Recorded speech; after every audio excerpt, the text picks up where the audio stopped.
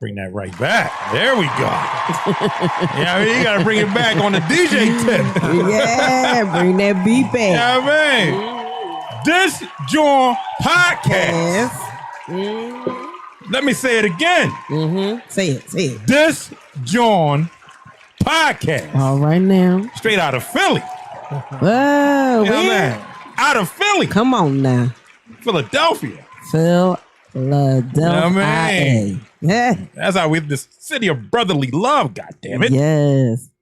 I just think they tried to change that too. Nah, they don't need to change that. Need to leave there. You know what it ain't even make sense. Nobody is saying whatever it was. Nobody says that. Leave it where it's at. You know what I mean? Well, before we listen, I gotta introduce my man sitting right to the right of me. Do that. My man, Mr. CJ Moore, a good friend of mine. God damn it! Yes. I feel like everything tonight I'm gonna end with God damn it. No. I like Don't laugh at him, CJ. Yeah. Don't do it. No, he gonna laugh tonight. I like it. He gonna laugh tonight.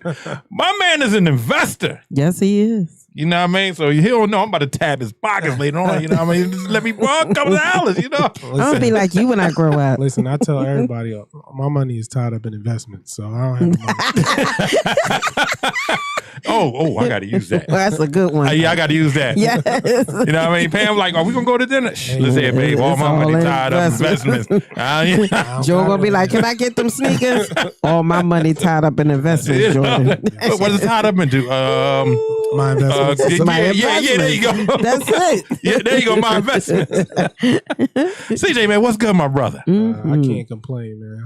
I'm doing good. I'm happy to be here. Thanks for having me. Yeah. Hey, bro, man, listen, I'm glad you're here, dog. You know what I mean? I'm glad you're here. Look, we gonna talk.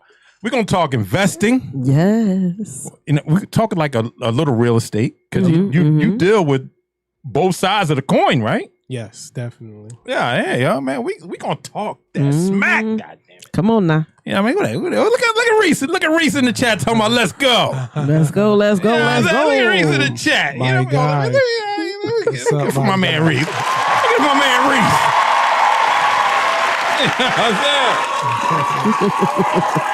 Hey, Reese. All right, give it to him. Let's say, Reese, I miss you down in the courthouse, bro. You know. Oh, Maurice. Yeah, used to be with DHS. Yes, the courts.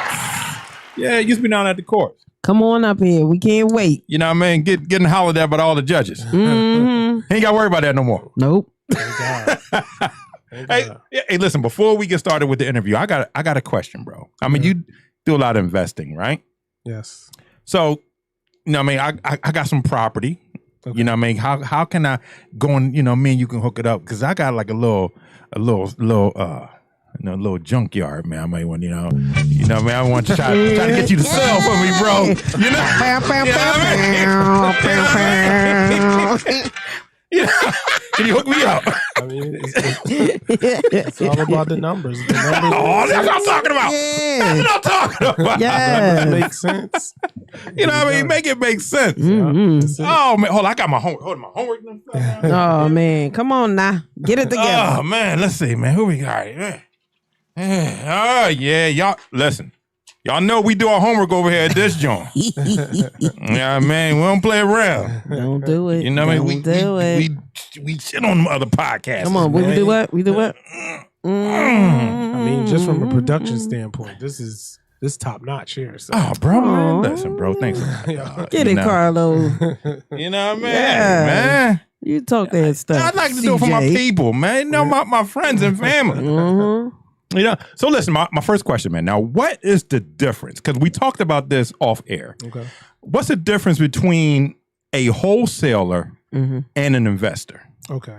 So when you think about real estate, it's basically buying and selling properties. Okay. In the simplest form.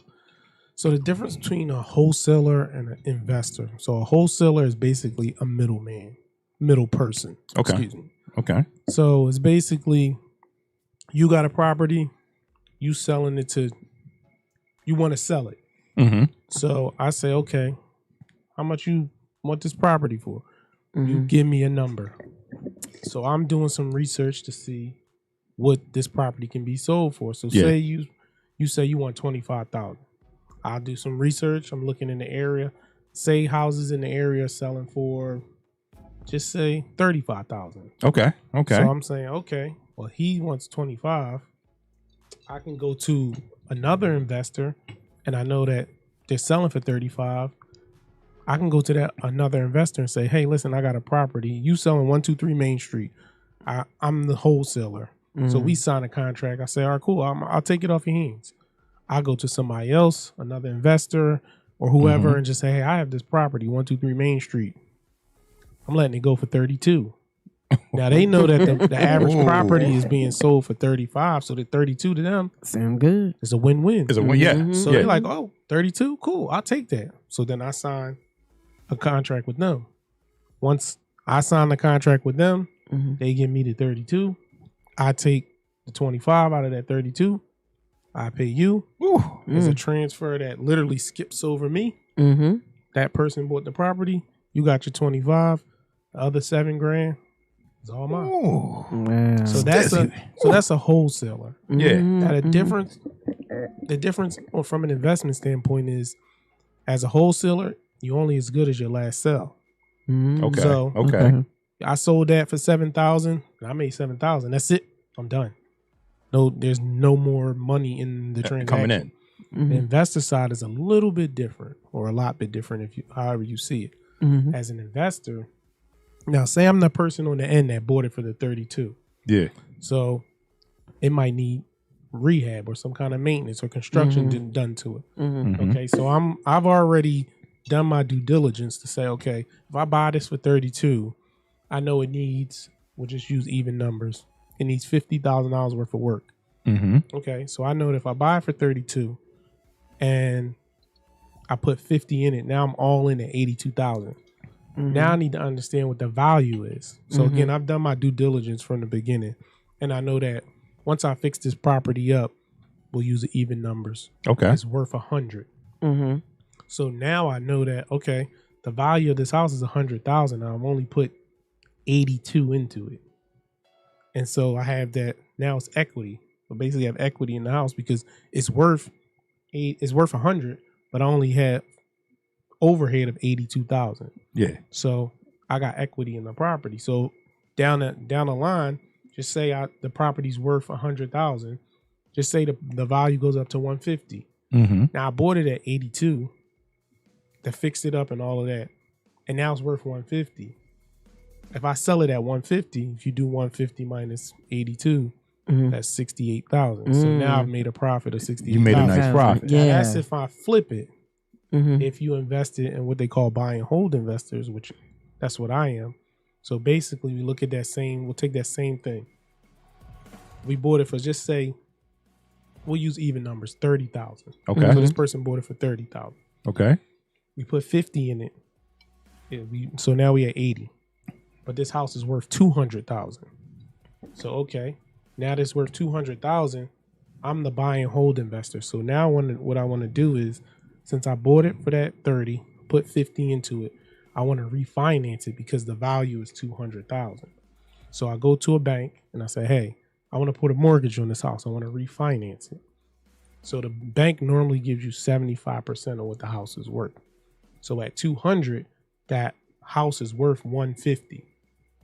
I mean, the bank will give you 150 because that's 75% of 200. So now is that 75% for like an investor hookup, or no? That's anybody. Anybody. Yeah. So anybody. So if you are investing in a property, that's like literally the going rate. So you don't have, there's no like, you don't have to get a license to be an investor or anything. You just got to understand the numbers. Okay. Really? So, okay. Yeah. So, and so if you're refinancing, that's normally the rate that they'll give you. There's a difference between banks, hard money lenders, and there's a lot of different ways you can get finance. Now we'll explain that, but the bank will give you 75%. So they'll give you 75%, which is 150,000. Okay. So what that means is when I refinance it, the bank gives me 150,000. That's my mortgage. That's what I'm mortgaging off of. So now I have a mortgage of 150,000 on this property.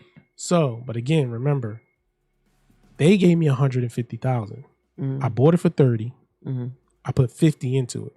So I literally only spent 80,000.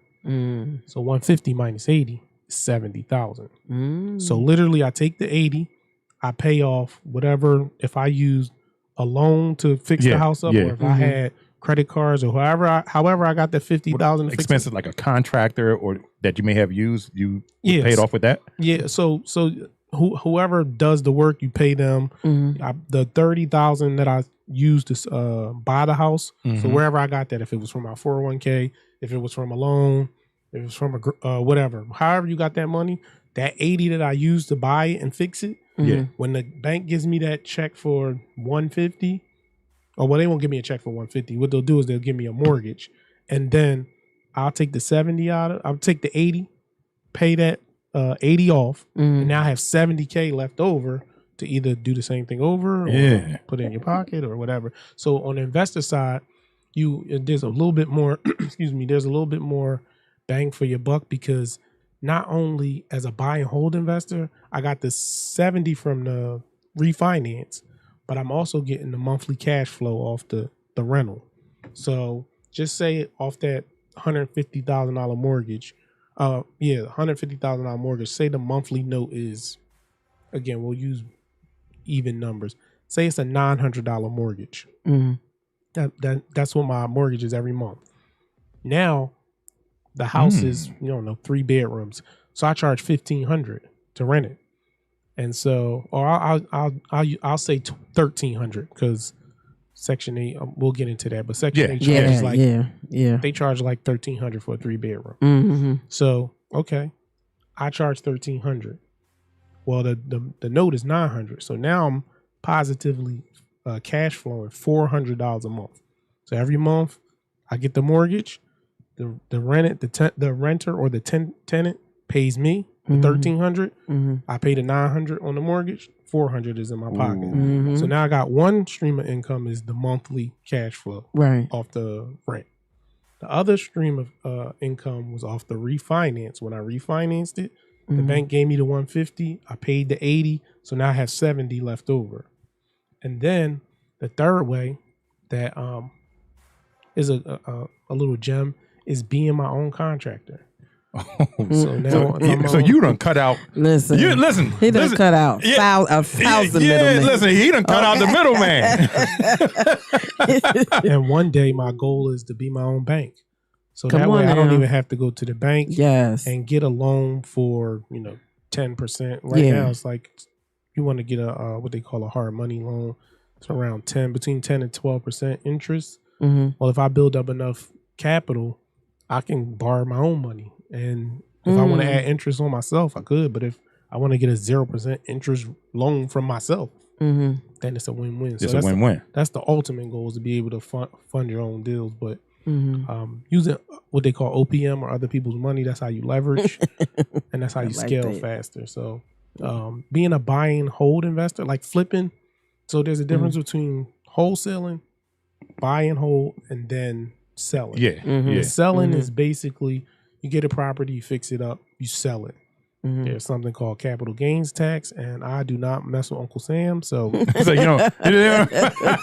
try to, the least amount of times I can speak to him or see him, I will. So I try to stay away from that capital gains tax. So me as an investor, everything is buy and hold. I rent out everything, so I don't have any, have to pay that capital gains. Okay. So, do you research properties to invest in?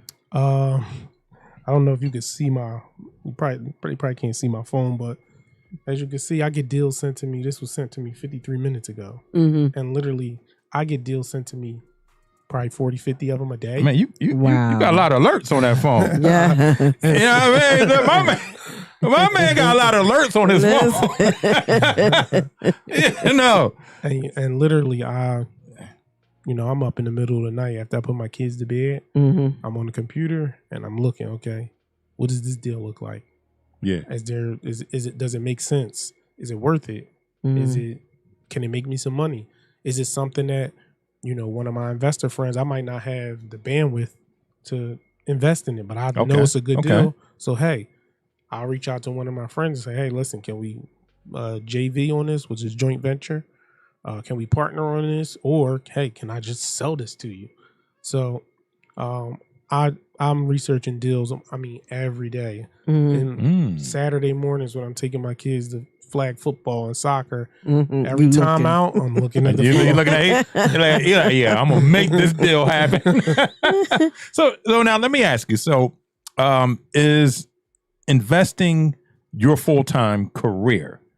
So no. So I guess you could call it part-time. I feel like I got 2 full-time jobs. Okay. But my 9 to 5 is, if you want to call it that. I work for an actual commercial real estate company. So I'm seeing the commercial side during the day, and at night I'm seeing the residential. You're saying side. which is your my business, which is your business. Yeah. Oh man! So is that what made you get started by you working at the real estate company you're at now? No, I actually was doing it prior to this, and I guess the universe must have saw like, hey, you're already doing this, so let's put you in it, on the corporate side. So I only been doing this for 3 years. It's not like I'm not. I tell everybody I'm not a guru. I'm not that guy that's going to tell you, yeah, I'm this guy and I've only been doing it for 3 years, and I learned a lot in that 3 years. But again, it's once I got started, I was nervous like anything else at first start, but once I started getting into the nitty gritty of it, I'm like, to take something that most people would see as like an eyesore or I would never buy that house or whatever, and to fix it up and then see a tenant come in there and tears welling up in their eyes. I never thought I would live in a house that looked like this. And it's like, that's where you may say you listen. If you looked at it prior, you seen this house and I before I fixed it up. I do. That's where Pookie used to live. Yeah, I show them. I'm like, listen, this is what it looked like, 6 months ago, 8 months ago, and they're like, this is not the same house. I'm like, it is. So just, that's the part that for me that was like, that's when the light bulb went off. Like, this is what I want to do. It wasn't even really the money part. It was just like, wow, I'm affecting somebody's life, on a grand level, like just for a basic necessity. Like we all need somewhere to live. So that's when for me, it was like, oh, okay, this is what I want to do. Now in Southwest Philadelphia, there is a home on Cedar Avenue, I believe, like 54th and almost, I think, like $1 million. Is that the work of an investor? A developer, which is an investor. Okay, because clearly, any other home on that block is only like 150 tops. So there's a thing called comps, which is short for comparables. And what happens is when you create a certain property, they have to compare it to something else to let you know how much it's worth.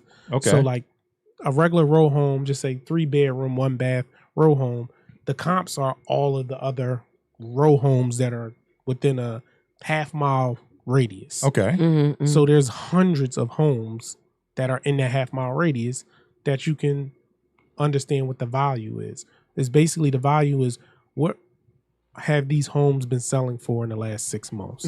That's where that's how you can tell what the house is valued as. And so if you got a 3-bedroom, 1-bath house, you just look at the other houses that have been sold. Other homes. But where it gets tricky is if you have something that is not readily available. So like that property on Cedar Avenue, say if it's, and I'm making this up because I don't know, but just say if it's 8 bedrooms, 4 bathrooms. There's no 8-bedroom, 4-bathroom houses in that area. So you got to go out a little further. And then you go out, say, a mile. If there's no more, you got to go out a little further. And so probably what's happening with that house is they're getting comps from University City. And houses in University City are selling for $1 million. So that developer knew like, hey, I know that these houses that are close to it are not going to compare because the stuff that I have in here is normally goes by bedrooms and bathrooms. So if you got 3 bedrooms, you're going to have a comp that's either 3 bedrooms, maybe 2, but it's normally bedroom for bedroom, bathroom for bathroom. So that property probably has stuff that no other Yeah. house around it does. So we just got to go out further until we get a comp that's comparable. Because I mean, I've seen the house, and I mean, it's 3 bathrooms, Okay. and indoor garage. Yep. You know, it's a beautiful home. So anything you add on to it, now you have to compare it to something similar.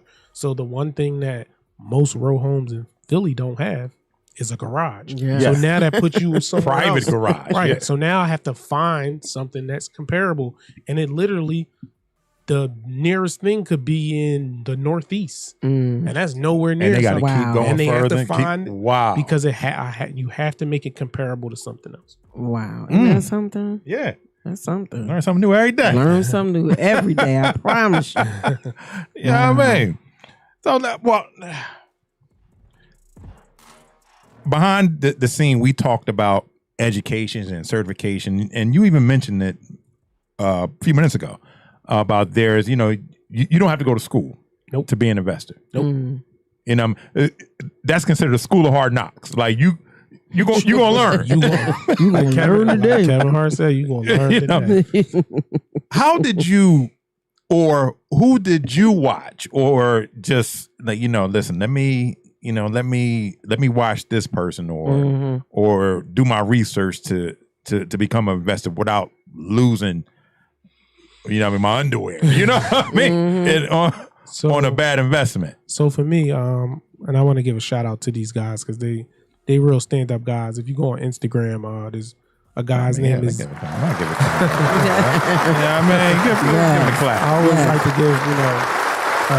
give people their flowers, but the one guy, his name is Doug Depp, Depte. Okay. Doug Depp. I actually took his not like a course, but he has something called a ride along where he rents out a bus and he takes you to his properties, and they're all in like different stages. So he'll take you to the first one where he like just purchased it. It's like grandmom's house from 1960. It's still got, columns and all this old other stuff. And he's like, okay, I'm gonna do this. I'm gonna tear it down. I'm gonna do demo. I'm gonna do X, Y, or Z. Yeah. Then he takes you to the next house, and it's kind of like where they've already did the demo, and now they're adding in the mechanicals, which is the heating, the plumbing, and the electric. So you see how they're, how that all of that stuff runs through the house. And then he takes you to the next house where the walls are up, and he's like, okay, we're about to do painting, and we're putting the kitchen in, X, Y, and Z. So I took that, I went to the ride along, and I just was like, okay, I like this. And he had like I hate the word master class, but he had like a master class. And, I took that, and I mean, he was real thorough. So definitely want to shout out Doug, because he really made, he kind of put the battery in my back. Like, okay, I can do this. I'm a regular person, but I can do this. Yeah. And then there's like 2 other guys. It's another guy on Instagram, DS Boone, DSBOONE. I follow his page. He has a lot of good information. Yeah, I mean, gotta give him. Yeah, I mean, let's give him his flowers too. Let's give him his flowers too. Yeah, and there's another guy, Newt the Entrepreneur, NEWT _the Entrepreneur. I mean, I'm always give people their flowers. Yes. This young guy, he's 27. He's a young guy. That's young to be doing this thing. And he has like 80, 90 units. Wow. He is killing the game. And he's another guy who will give you the information for free. I went to he was being interviewed on a podcast, and I was there, and he just was giving me, information. He even told me like, hey, I invest in this zip code. So if you come over there and you invest, you could use, my properties as your comps. And then that way, your properties will go up. Yep. So teamwork makes the dream work. yeah, so shout out to him too. So he's a good guy. So I gotta give him another one. Give him the hand. Yeah, give him another one right there. Give him another one. Those are the 3 guys that Doug was first, and I kind of started following some real estate people. But yeah, that's kind of how I started. It was 2020. It was the pandemic. I had just got laid off my job, and I'm like, okay, I need to do something. And I've been in corporate America since, I don't know, probably my early 20s. And once I got laid off, well, at first I was in HR, so I laid off 14. I laid off 14,000 people in March or April of 2020. And it was like, wow, I just laid off all these people. And then September came and they was like, hey, You're laid off. sorry, you got to go too. And then you're dead. So Look, they probably was like, hey, listen, we forgot to add your name to that list. But yeah, and I was just sitting thank around you. like, hold on, all right. Because look at me now. Like, Yeah. this can't be life. So I was like, you know what? I got to start tapping into something that, you know, I can take control of. And Mm-hmm. from there, it was just like, okay, here we go. Here goes the first one. I do this. Oh, this worked. Let's try it again. Mm-hmm. And then kind of snowball from there. Okay. You got something, Stacey? Sure. What kind of is there any type of negotiating trick or tactic that's used, to when you're investing in a property? It varies. Mm-hmm. It's all according to your seller. You got to kind of understand who your seller is. In this business, everybody's trying to get the best deal. Mm-hmm. So that's why it's always important to do your due diligence, because somebody could be selling you something and they say, oh, here, I'll give you this for 10 grand. And you're like, oh, what? And they, show you a picture of it and you're like, okay. And then you're like, all right, ooh, I'm gonna ride past there. And you ride past there and it's a piece of dirt. You're like, well, look, it's not even a trap house. No, That's a whole plot. Yes, It's just a trap. It's a trap. No, it's just a trap. Or they tell you like, oh, listen, I sell you this for $40,000. It only need $5,000 worth of work put into it. So you're like, oh, okay. And then you go on the inside and you open the front door and it has no floors. And so you're looking like, oh, well, I could have just fell into the basement. And you're telling me this only needs $5,000 worth of work. So Motherfucker. So yeah, it's Foolishness. just according to your seller, just understanding your seller. Some people are what they call motivated sellers. Okay. They either tired of being a landlord or they tired of paying the taxes on this house Right. and they're just sitting there. Or some people just, their family passed away and they live in Alabama and they like, I'm not coming to Philly to do anything with this. So they're motivated to sell. Some people you gotta kind of give them a little nudge, like, hey, I know you got this house. I know this is grandmom's house. I know you want to keep it, but you haven't done anything with this house for 3 years. I can give you this money, and you can go on about Going about your business. your business. So it's just understanding your seller and understanding what's the value in it for them, and then once you get that understood, then that's when you can kind of figure out your negotiation tactics and go from there. So now, I want you to break it down, the investment process. Okay. From stage one. Okay. So the first thing to do is you gotta find a property. So Okay. you can go on sites like Realtor.com and Zillow to find properties. That's kind of watered down.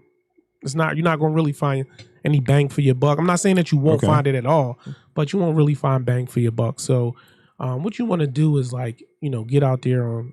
For me, it was social media. I was on Facebook, and I was in all type of real estate groups, and I was just on Facebook Marketplace. That's how I bought my first house. Finding properties And on literally Facebook people- Marketplace? Yeah. People list Are you properties. serious? Get out of here. They will list them on there, and I mean, or me, honestly, there's something called driving for dollars. So what I would do again, I got laid off, so I ain't got nothing but time.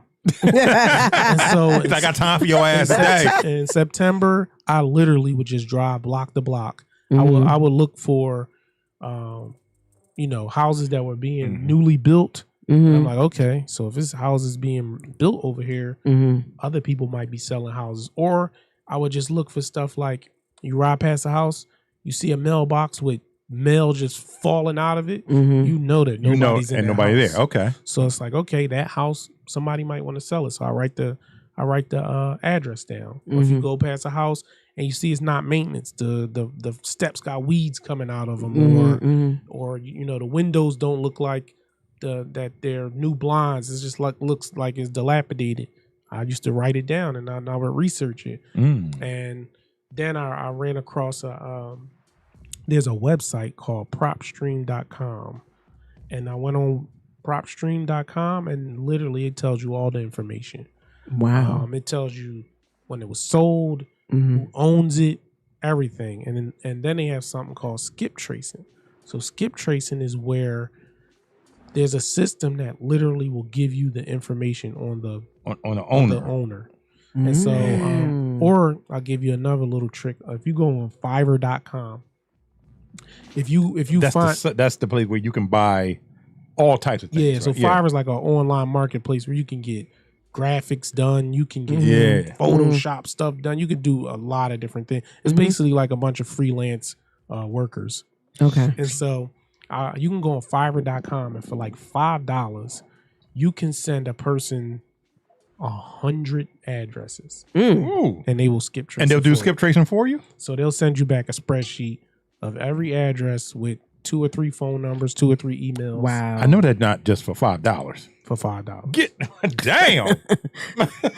Just $5. Mm. You got yourself a mini detective. Yep, basically. Yep. And I'm paying you to detect shit. They will do all the work for you, and then from there, you can email all of those people together, or you could get like one of those text messaging apps where you can send out text message blasts. Right. Yeah. Now, PropStream does all the stuff for you. It's like an extra fee or whatever. But if you strapped for money, listen, I was emailing them myself. I was calling them myself, and you get some good leads. Follow up on them. Okay. Some people won't, but that's how I started. So once you find the property, that's number one. Okay. Then number two is analyzing the property, which probably should be 1A. Because it's the most important part of the process. If you don't analyze the deal right, that's when you can be taken to the cleaners. Yes, you can lose $100,000 easy. So to analyze a deal, you want to make sure that it's all about the value. Okay. So again, we go back to those numbers that we were using before. If once you find a property and you find out the value of it, and say the value is $200,000, I'll keep using that number.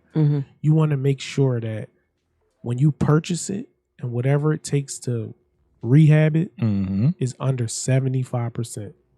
You want to have that cushion in there. So if the property is, we'll use even smaller numbers. If the property is worth $100,000, you want to make sure the purchase price and the rehab price comes up to no more than $75,000.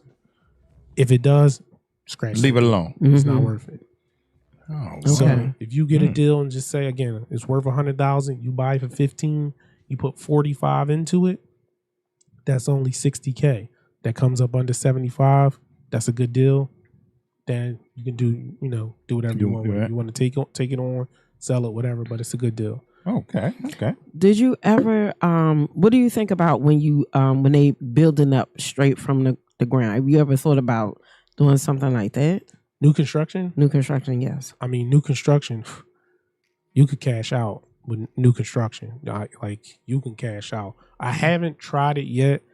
It's really no difference. Here's the pros and the cons for me. I'll start with the cons.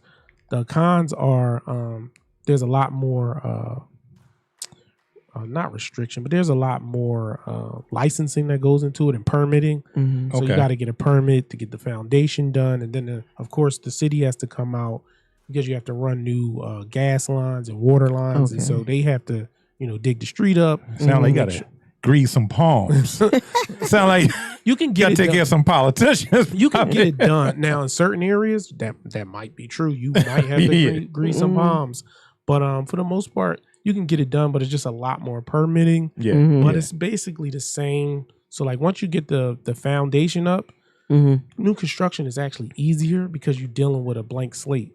So with investing with distressed properties, you got to go in. So I'll give you an example. My first property I bought looked fine. I went in. It was just an old property. I mean, the roof was. I basically bought a convertible house because the roof was just gone. But, the whole top messing. Yeah, it was like, damn. But I knew that was an easy fix. But what I didn't know is that when I started demoing the house and taking out all the old walls and all, once we got all the walls down, we noticed that the front wall was bowed. So if this was the like studs, the wall bowed out like 8 inches. So it looked like a pregnant house. Oh. Was that from water damage or anything like that? It's just from not water damage. It's just that from the way the house settled, The bricks just was old and they just wasn't Buckled taken in. care of. Yeah, And so the front of the house was buckling, and I had an engineer come in, and he was like, "Yeah, well, you can do something called star bolts. It's basically where they take these long rods, stick. If you ever seen the front of a house and they got stars on it, Yeah. it's because they take a rod through the front Yeah. and it goes through the joists, and the joists are what hold the floor up. And so they take a rod and they go through, like, if this was a joist, it would go through like the first 4 of them, and then they literally put a thing on the back and crank it to bring it closer together. Bring it closer. Get the hell out of there. So now. those star Wow. bolts keep the house basically standing up straight. They're very expensive. Well, I mean, it's a whole lot cheaper than tearing the whole damn wall down, right? That is a extreme no. Get out of here. Tearing down the wall was way cheaper. Oh, wow. Literally, my Okay. first house, I tore the front of the house off. Mhm, mhm. Built it back up. And so it was like, you don't know until you know. Like, right, yeah. right. until you open up all the walls, you just never know. That's just a part of that comes with investing. You might think you bought, a good deal, and then all of a sudden you look up and there's just something wrong with it. I mean, it happens. Yeah. Okay. So with so let's say, for instance, all right, I buy one property today, and then I'm looking, and then I want to, I see another investment, and I want to buy another property in another 6 months. Does it matter like how long is there like a certain time span in between purchasing, investments? You know what I'm saying? Is there a time limit in between? Because that's what they were making it seem like to me, the realtors. So shout out to the realtors. My cousin is a realtor, so shout out to them. Give him some flowers. Give him flowers. Give him flowers. Give him some flowers. Shout out to Will. Listen, because it ain't easy being a realtor, and you had to deal with these people and all these, different thoughts and attitudes and so forth. Yeah, if you need a good realtor, look up Will Catlett, Catlett. He's Okay. a very good realtor. But As a matter of fact, I'll throw it in the description. Yes. When we premiere this video. Yeah, I mean, we'll do that. yeah, so it all that part depends on funds. If you have the money to buy multiple properties, be my guest. You can do it. It's just that if you don't, there's the majority of investors deal with something called hard money. And so hard money, what it is different from a bank. When you go into a bank and ask for money, they want your social security number, they want your DNA, your blood, and they want your grandmama's, first husband's last name. They want everything. Hey, listen, I'm gonna need that arm you got there. Yes. Which one? The left one. Thank you very much. Thank you kindly. Right. So with the hard money lenders, they don't have as many restrictions. They just want to know is the value there. Yeah. If we give you this money, is it worth it? So if you got a hard money lender, it's basically like taking out a loan, and you have to pay on that loan every month. Okay. The difference with hard money loans is a lot of them are called interest only loans. So when you take the loan out, instead of you paying the principal and the interest is normally lower than the principal. So they'll let you pay the interest until you actually pay the loan back, which is much cheaper. So if you go through hard money, you'll just have that loan that you got to pay back monthly. So it's like if you paying that back, if you want to go buy another, investment property, if you got the money to do it, go ahead. But most investors, when they're new, they don't have the money to buy another one. Yeah. So it's like you buy this one, fix it up, get a tenant in it, pay those people back, and then run it right back. Oh, okay. Oh, I'm giving my man Plog. My man Plog in the building. Let me get Plog some flowers, man. Go ahead. Yeah, Plog. Yo. Listen, Plog over there. I see you, Plog. I see you. I see you, Plog. But we gotta say this one because he be lurking. Plog be lurking. Plog be lurking. What's good, broski? So we here with my man Disjoint Podcast with Mr. CJ Moore. CJ. Yeah, an investor out of Philadelphia. More. Giving out these tips and these nuggets for you. You know what I mean? We hitting with the questions and he knocking them out the park. And so listen, we talked about the investment process. You know what I mean, from start A to start B, and you just answered another question I was going to ask about when Stizzy asked you how many properties that you can handle. It just all depends on how deep your pockets go, right? And so it's multi-layer. It's all depending on how much money you have available. Okay. And it also depends on the team that you have that are going to do the construction. So to me, the available funds and the team that you have to work on it are the two most vital parts of investing. Because you might have the money to invest, but if you gotta, if your team is trash, a property that might take, so again, shout out to Doug. I've seen him do a duplex in 40 days.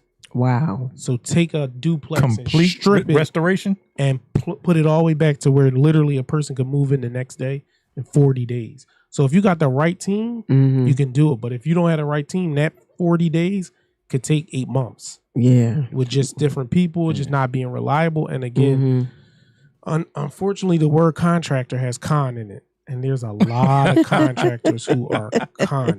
Yes. So if a property takes that long to, let's say, I don't want to say flip, but Fix. Are you essentially losing money? Yeah. So the way you see it is the way I see it is, okay, the average property should take no more than 90 days. Unless you like add like an addition or something crazy. If you just demoing it, putting everything back together, should take 90 days.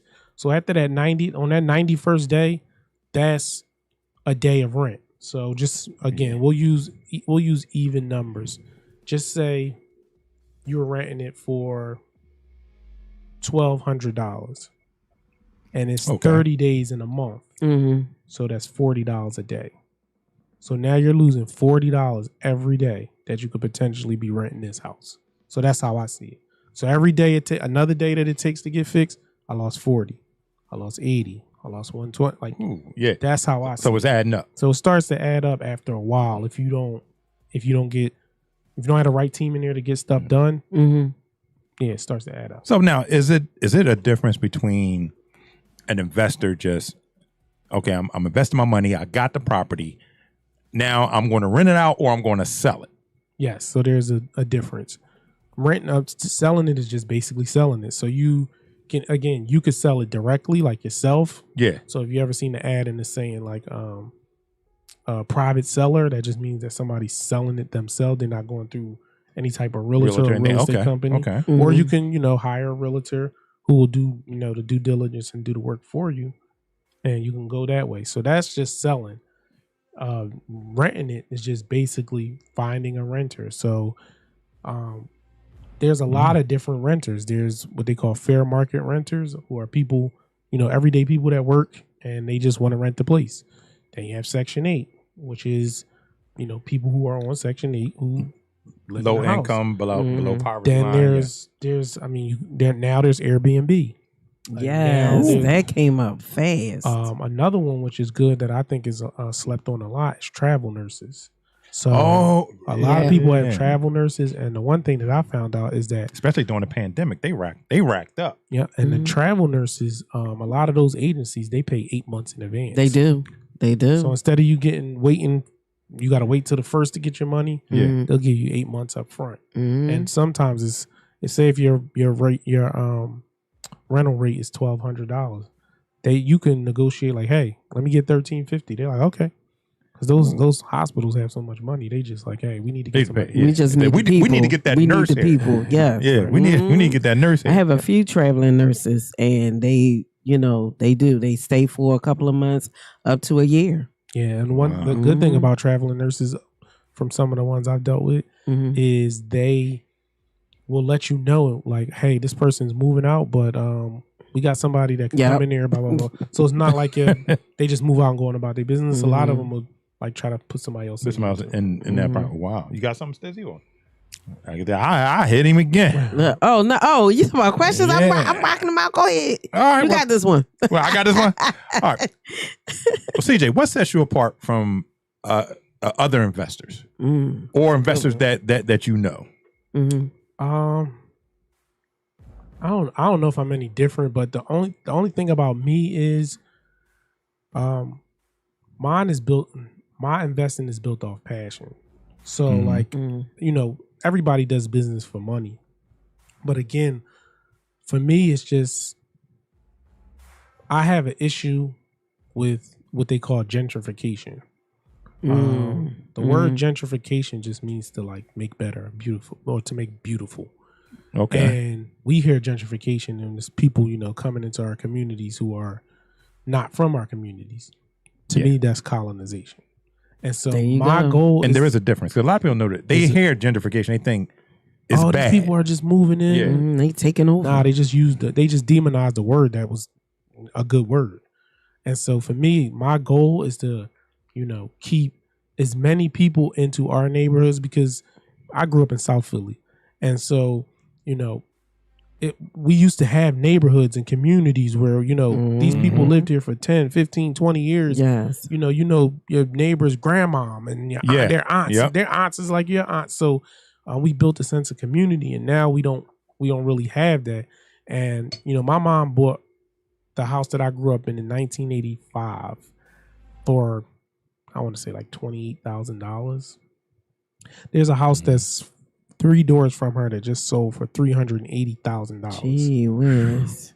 And so, the average person that in that neighborhood is a working class person. They can't afford that, and they shouldn't have to afford that. When, right. The economy around them, there's not jobs that allow you to afford that type of money. I mean, so we know not that in South Philadelphia, not even in Philadelphia, within the inner cities, right? So we know that we know what that's about. They're trying to put people in there that don't look like me. Yeah. So like my job is that I want to do is keep those same I want to rebuild neighborhoods, and not just in the sense of rebuilding the neighborhood, but rebuilding the community. Whereas these people are been on this block for 20 years. Everybody's grandmama, they uncles, they this and that, so that we can build a sense of community. So, because I think that if you start building these communities back, the violence and stuff like that, it'll decrease. Because if little Pookie is down there acting a fool, well, Miss Sharon down the street, she know his mom, so maybe he'll think twice, like, oh, you know what, I don't want to be doing this. But if I just move to a block and I don't know the people, and I ain't got to worry about them talking to my mom, or they don't know my mom. So I think that, like, for me, that's like where we have to start to get our, to get our communities back.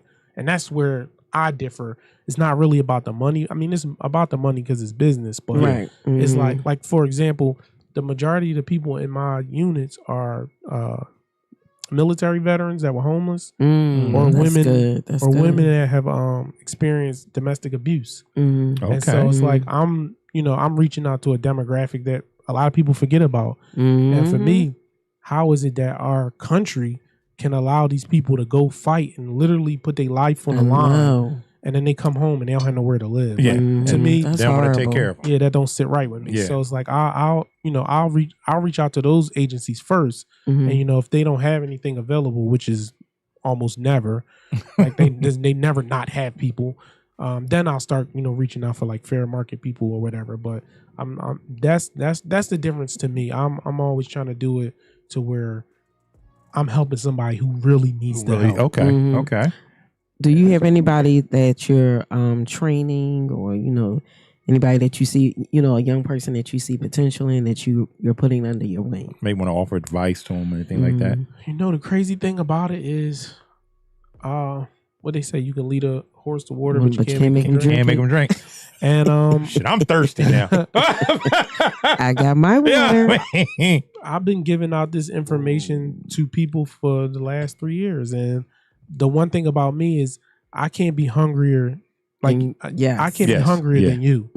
Like what you, the hunger that you feel in your stomach, I can't feel that. So I don't know. I can only see it if you ask, hey, I'm starving, I need X, Y, and Z. Can you show me this or show me that? So I always give out the game, and the ones that's showing me that hey, all right, this sounds like something I want to be into. I'll take them under my wing easily, but I gotta see that you want it, because for me, again, time is my most valuable asset. So I don't want to waste it. Okay. And I don't want to start something where I could have been either with my kids or I could have been looking at another investment. And I've invested this time in you, and now you just up and quit on me. Yeah. So it's like I understand if I've had some kids that I've showed, and then they like, wait, this is too much. And so I get that, because it's like you're young, you got years to figure it out. Yeah. So I'll take that. But it's like if you're interested, but then you ghosted me, I'm calling you like, hey, come look at this house with me. And you ghosted me, or I don't hear from you for months, and then it's like, nah, I can't do that. Well, I mean, listen, to be an investor, you have to have, you got to have the hustle man mentality. You know what I mean? You got to be a hustler. Let's say this. I mean, you got to have that drug dealer mentality. You know what I mean? Where I'm a hustle to get mines, or I put a positive spin on it. Yeah. A lot of people use that analogy. Okay, all right. You gotta have you gotta have in sports what they call that dog in you. You gotta have that dog in you. Let me give it I like that right there. You gotta again, I played basketball my whole life, and I'm not the tallest guy in the world. I'm not the most athletic. But when I get on that court, I got the mentality like, I don't care who you are, you can't stop me. And so you have to have that mentality. Like, there's some nights I've been in my investment properties 4:00 in the morning. I've been there since 3:00 in the afternoon because I know I need to get done. And the help that I hired, they know where to be found. They ain't got nothing to do with me. I got to get this finished. I've been in houses where, I'm working on one thing and I turn around, there's 5 rats. Okay, I'm gonna figure out how to get them out, but I gotta keep working. Get them out of here. I was working on a roof, and 5 raccoons came out during the daytime, and you're not supposed to see raccoons during the day. If you do, you got an issue, bro. I went to the store, the Poppy store at the corner. I bought some cayenne pepper. I threw that cayenne pepper up there. Listen, they gotta go. Hey, man, listen, wolf piss work too. Oh, okay. From Home Depot. I didn't get that wolf pee. Yeah. And so you just gotta have that mentality. Like you gotta understand that it's not gonna be easy. Right. Nothing that's worth anything is easy. If it's easy, it's not valuable. And so it's like you gotta understand. You gotta put the work in, and there's no better way to get it than from firsthand experience. I can tell you what to do. I can tell you exactly what to do. But when you hit a bump in the road, you got to be able to pivot, and sometimes you might have to pivot by yourself. Right, your mentor might not be there, or your team might not be there. You just got to go get it. So, just got to have that mentality. Like you said, that's that dog in you, bro. Yes. So I remember my coach used to say, it's not the size of the dog in the fight; it's the size of the fight in the dog. What they say, success, something like success. No, hard work pays off. I forget how it goes, but it's basically like hard work pays off when success is not working or something like that. It's basically like you gotta work hard. My dad used to always say to me, what he say? Success only comes before work in the dictionary. That's what he used to say to me. Success only comes before work in the dictionary. So you gotta work hard. Did you ever think about like writing a book or a tutorial or something? What about offering like master class? Again, bro, drop that knowledge. He just said he can't stand master but get class. paid for it, man. I hate that. Like for me, because I know that I'll be on his top. I'm gonna text him tomorrow. Master class. I've always been the type to find little hustles. I've been DJing since I was 17, make my own t-shirts and stuff like that. So to me, it's like I can make money in so many other ways. I just want to give you the game for free. So like that, again, writing a book, maybe I would write a book. I don't know what it would be about, but I don't know about my life or maybe my real estate journey or whatever. But I would never, I feel like I just feel like a scam to me. Like if I know that I can give you some information for free that could change your life. Right. And I feel like how do I better my community as a whole if every time I do something I gotta charge you? We'll never get out of poverty if we charge everybody. We keep charging it. Yeah, it's like we need to give away some stuff to, try to level the playing field with Yeah. you know, with the dominant society. So it's like, no, I'd rather give you this for free. Because again, the work is the payment. I can give you the knowledge. It's not like you could take the knowledge and poof, you're gonna be rich tomorrow. You have to put the work in. So I know, like, I already know you're gonna have to put the work in. Let me give you the knowledge plus the work. So I have a motto. It's called CEO: choices, effort, outcome. Your choices, That's good. the choices you make, Plus the effort you put into it will always equal the outcome. Bro, that's your book right there, bro. There you go. That's your book right there, bro. Yeah. That's it right there. That's major right there. Yeah, that's your book right there. Wait, say it again. Say it one more again. So your choices is CEO is the acronym. Your choices plus your effort will always equal the outcome. So the choices you make, added with the effort that you put into it, you'll always get the outcome. I love it. I mean, listen, bro. I mean, we work in human services in the social work field.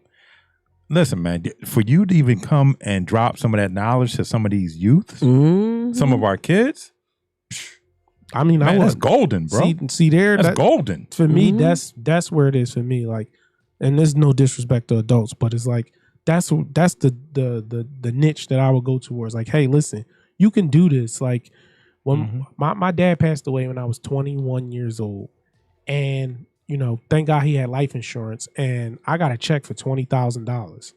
Now, I had no financial literacy. My mom was very good with her credit. She still has an 800 credit score, but she never really taught me. Hi, Mom. She never really taught me. Like, she just always said, make sure you pay your bills on time. But there was more to that. So I took that $20,000 and, you know, I bought some DJ equipment. So I invested like $10,000 into the DJ equipment, which I probably made 10, 20 fold from. But the other 10,000, I'm 21. I'm gonna have me some. He like, I got racks on racks. But if I knew what I knew now, like if I would have took that 10,000, and this was at the time, this was 2006. This was at the time they were selling houses for $1. Yeah. Oh, yeah. Oh, the dollar houses. The dollar houses. The dollar houses. So if I know what I know now, with $10,000, you know how many houses I could have bought, even if I didn't fix them all up at the same time. Yeah. If I would have just said it was $100, I could have bought for $1,000. I could have bought 10 of them, and I could have just sat. Man, do they still got the dollar houses? They don't. And the crazy thing is, like, my real estate journey started early, and I didn't even know it. So me and my best friend at the time, we was getting into what now we know is wholesaling. So he knew somebody that was selling properties. We bought a property for $800. So we split it, $400 a piece. And so again, not knowing the whole and again the whole mentor thing, we didn't know, there was no social media, so we didn't know who to reach out to. And a guy called us one day and he's like, "Hey, I bought a house off of you guys for $7,800." Wow. What? I'm like, wait, okay. We bought this for $800 and he's gonna give us $7,800. Oh, we taking that. And not knowing, we sold that house, and literally right across the street, they developed a brand new house, 3-story, and that house is worth $660,000 right now. So if you would have held out, I would be a millionaire. Oh, dang. Sometimes that just chaps your ass. Yeah. That's one of the things that just chaps your ass. You don't know what you don't know. So Yeah. again, like that's why I always say, like, I would give it to. Yeah. What you doing? Hold up, wait. Los over here doing I'm something, y'all. I'm over here clicking. He even clicking stuff. I'm struggle hit streaming. stuff. Wait a minute. There we go. Yeah, I'm over here struggle streaming. But yeah, like that's why I will definitely talk to the kids. Like, hey, Yeah. you know, you take that income tax. You know, you want to go buy those Balenciagas or them whatever jeans, Subi jeans, whatever. Nah, take that income tax and put it over here, and literally you can start again. That guy, Newt the entrepreneur, he said he was 24 when he started. He's 27 and he's a multi-millionaire. 27 years old as a multi-millionaire. Man. You know, listen, I look, man. I give you your props. Yes. Man. You know what I mean? You doing your thing. You know what I mean? I admire you. I appreciate that. I admire you. My man, it's Mr. CJ Moore over here, y'all. CJ Moore. Mr. CJ. CJ giving us more. You know what I'm saying? You know what I mean? We call him Cuddy. So listen. So I'm a young entrepreneur. Mm-hmm. You know what I mean? I'm willing to take the risk of investing my money. Now, it sounds good when people say, listen, you can flip, you can this, you can make money here, you can make money there. Let's talk about the risk. Oh, there's a lot of risk. How can you protect yourself? Mm-hmm. So it's all in the due diligence. So like me, if I was to do a master class, I will always tell people, watch me first. Don't invest anything. Like, don't just say, hey, here's five. People are like, oh, just give me 5,000 and nah. I'm so confident in my craft. Watch me first.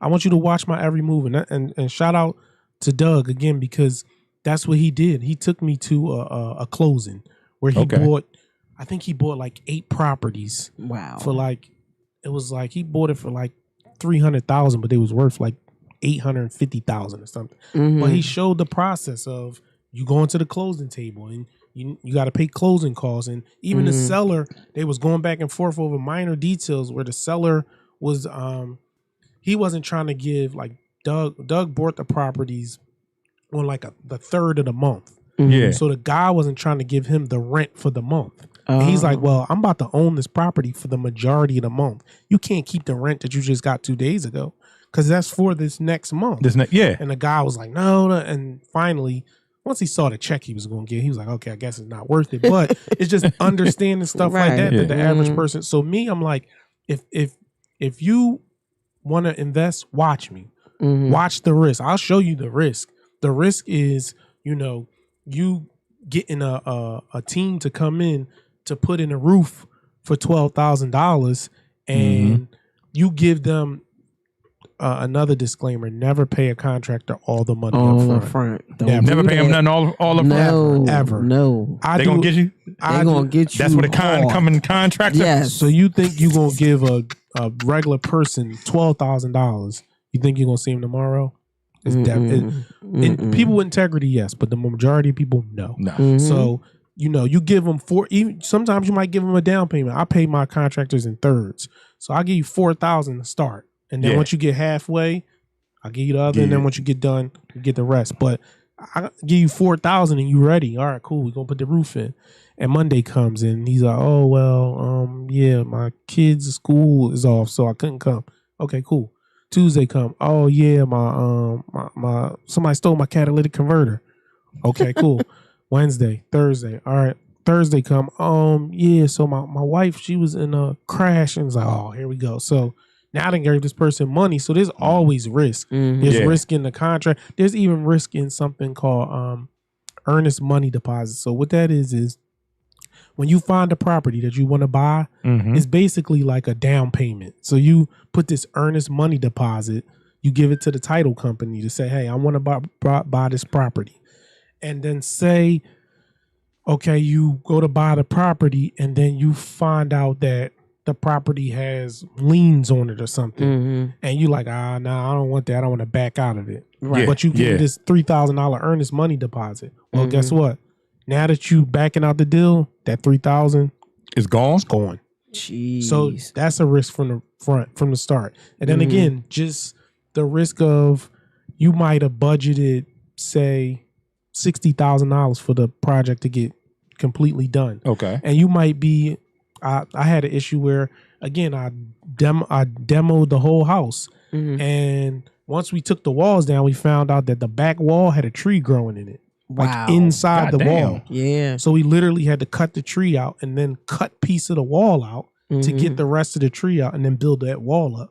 Well, that wasn't a budgeted expense. Yeah. That cost me $8,000, $6,000. Wow. And I didn't know that was going to happen. So things like that, there's a lot of inherited risk. If you budget well and you add contingencies to like give you a little buffer. Okay, I added, $15,000 in contingency just in case something might happen, like a tree growing in the wall. So there's always inherited risk, especially when you invest. If you invest in the stock market, if you invest in Airbnb, I just seen a video of a lady who she rented her Airbnb out, and a person came in and changed the locks, and they became a squatter. You know what? I seen that, and she couldn't get him out. She could not get him out. You gotta go to tenant landlord court, which is file an eviction. Which is the stupidest law ever. Like that's what should be on the ballot. Yeah, because it could be 6 months down, almost a year down the line before you can get them out your house. So unfair. Eviction lawyer costs like $8,000, so it's not cheap. It's not cheap. So it's inherited risk in everything, but it's just as long as you're doing your due diligence at every step. Yeah. You go by the property, you look at it. Even if you like a property, don't be impulsive and say, all right, I'm gonna buy it here. What you can do is tell the seller, hey, give me 48 hours. Give me 48 hours and I'll get back to you. Like I'll sign a contract in 48 hours. But in that 48 hours, go by the house, 3-4 times. Go by there in the daytime. Go by there at night. So you can see what the neighborhood is like. That's them tips right there. Listen, again, that's them tips. I've been in houses where I had my plumber coming up the street to finish some plumbing work, and a guy across the street literally ran up and on the step and started shooting into a house, and I was like, whoa, shooting, and I'm like, again, that's a scary thing. So just understanding, literally do your due diligence at every step. Don't leave any stone unturned. Don't say, oh, you know what? All right, I'll be cool. I can skip that because it'd be that one thing that you skip that come to bite you in the butt in the long run. And listen, Los gonna let every contractor know if I hire you for a job, license. Yeah, listen, 7:30 in the morning now, I'm on your bed like this. License and insurance. Hey man, let's go. You ready to go to work? Look, when he wake up, I'm waking up. What's up? How you doing, honey? Ready to go work, man? Let's go. License and insurance. Make sure they got license. Make sure they're licensed and insured. Mm-hmm. I know people like to cut corners and get the guys out of Home Depot parking lot. And all that. That's cool. Cut it. But if something go wrong, happen, it's gonna be on you. So just always try to do your due diligence and understand that every good investment takes time. So anything that you want to invest in you're not going to make $1 million tomorrow. Like the numbers I gave you before, the house is worth $200. The bank give you the $150. Now you got $70K. Like that's not going to happen in your first deal. It's not. It's not. It's just not going to happen. So don't think that you're going to make $50K the first time you do it. Your first it's deal. a gradual process. Yeah, in a year, you probably can do that, but don't think that it's going to happen. So just take your time.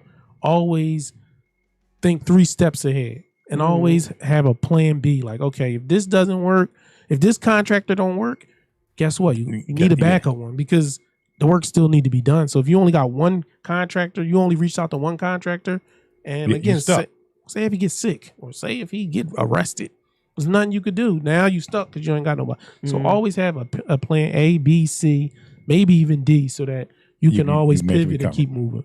Okay. My man. Yes, this was good. Mr. CEO, bro. Thanks a lot. Yes. Thank y'all. I appreciate thank you for coming, dog. You dropping them nuggets and them tips. Yes. You know what I mean? This Joint Podcast. Streaming every Tuesday night, 8 p.m. Then uploaded to your favorite music media streaming platform. Deezer, Google, Spotify. Come on now. iTunes. Say it again. Man, we dropping them. Yeah. We dropping them high. We knocking out these interviews. And my man, he blessed us, man. Yes, he did. And listen, I want to give a shout out. Excuse me. I want to give a shout out to you guys because this is an amazing platform. And just from the interviews that I watched, you guys are interviewing everyday people. And what I think, why I we think want to that's, keep it in the family. Why I think that's important is because the average kid, there's only one Meek Mill. There's only one LeBron James. There's only one Jay-Z. But there's 1,000 nurses. There's 1,000 architects. And so there's 1,000 realtors. So we need to highlight these people. These guys. Yes. Because we can let, I'm an everyday person. I grew up in South Philadelphia. I don't come from wealth. My dad was a teacher. My mom worked for FMC, which is a chemical company. So I don't come from any wealth. Nobody in my family is wealthy. Like I'm an everyday regular person, but I saw something and I knew, okay, this is what I want to do. And as long as you put your mind to it, you can do it.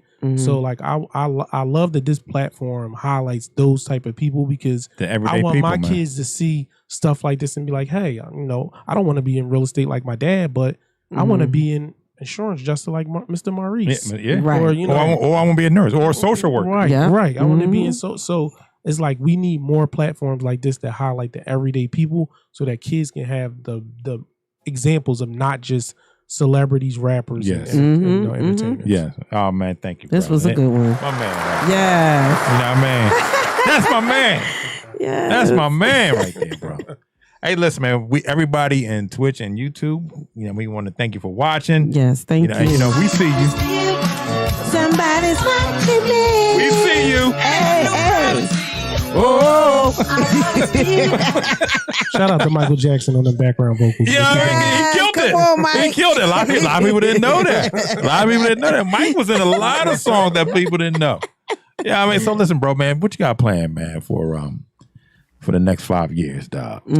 So, my goals are always aggressive. I just turned 38 in February. Oh, happy birthday! Oh, man, happy birthday, bro! Happy belated birthday, bro! Yes. Thank you. I plan to be retired by 40. By my 40th birthday, I will be out of corporate America and I'll be running my own business. Come on now, that's what I'm talking about. So my real estate will be taking off. I have a podcast that I'm about to start with my guy Maurice on. Yes, it's just gonna be on everyday entrepreneurship. So you always see the podcast of the people when they made it, but you never really see people during the journey. When the journey, so that's what we want to bring the journey. We're gonna bring you the journey, and I got a T-shirt line that I got coming out. I got a gaming venue that me and a partner of mine is about to open. Okay. Because we know the gaming industry is real big. So, yes, come on now. There's something for the kids that we want to do. Los would know that. And listen, you know I'm big time game. I about to say Los would know that. I see the Xbox back there, bro. Los, you got the PlayStation down, tucked down low. Plaga. You'll definitely be our consultant on setting all that stuff up. Yeah, I'm dead serious. Streaming PC right here. You'll definitely be on one of our consultants to help. Call me, dog. You know how we do. Yeah. But yeah, like again, I got a lot of stuff planned, but it's definitely to just help my community. What's going on here is sad, and I just want to be able to be a good part. But I'm always be in the background. You're never gonna see me.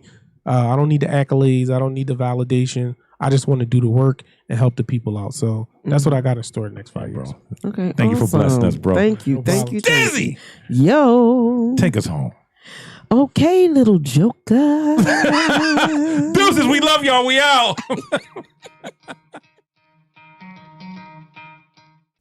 I want to thank you for watching. If you enjoyed the content, make sure you like, comment, and subscribe, and I get on you. Deuces.